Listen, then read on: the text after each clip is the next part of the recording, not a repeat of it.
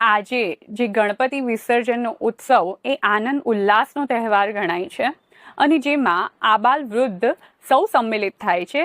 તે એક સમયે માત્ર સુરતમાં જ નહીં, દરેક શહેર, દરેક પ્રદેશ માટે અને ત્યાંની પોલીસો માટે માથાનો દુખાવો બની જતો. તો જો સુરતની વાત કરીએ તો આજથી 40-45 વર્ષ પહેલા શહેરના માથા ભારે તત્વો શહેરમાં બાપાના નામે અરાજકતા ફેલાવતા અને ગણપતિ બાપાના નામે વર્ચસ્વ ફેલાવવા હિંસા કરતા. એટલું જ નહીં, ગણપતિ ભાગળના રાજમાર્ગ પરથી પહેલા પસાર થાય તેના માટે પણ હુંસાતુસી થતી. ગણપતિને જાણે ભાગળના રાજમાર્ગ પરથી પસાર કરવા એ દરેક માટે પ્રતિષ્ઠાનો વિષય બની ગયો હતો. અને આજે જેમ સ્ત્રીઓ અને બાળકો છૂટથી વિસર્જનમાં ભાગ લઈ શકે છે, તે ઘડીએ એવો માહોલ નહોતો. સ્ત્રીઓને જોતા જ તેમના પર ગુલાલ અને ચોકલેટો નાખી હેરાનગતિ કરવામાં આવતી અને ભીડભાડમાં મહિલાઓની સતામણી કરવામાં આવતી હતી. આ બધું બંધ થયું અને ગણેશ વિસર્જનનો ઉત્સવ એ આસ્થા અને ઉલ્લાસનું પ્રતીક બન્યો. તે માટે હિન્દુ મિલન મંદિર, ગણેશ ઉત્સવ સમિતિ અને પોલીસોનો ફાળો એ સવિશેષ રહ્યો છે.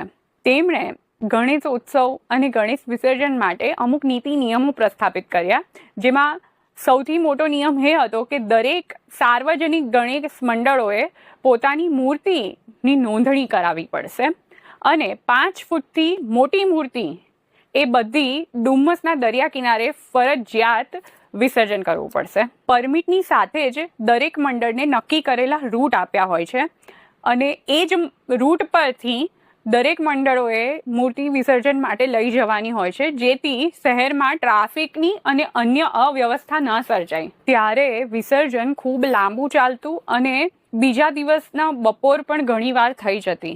એનું કારણ છે કે ભરતી ઓટને કારણે ઘણીવાર વિસર્જન થઈ શકતું નહીં.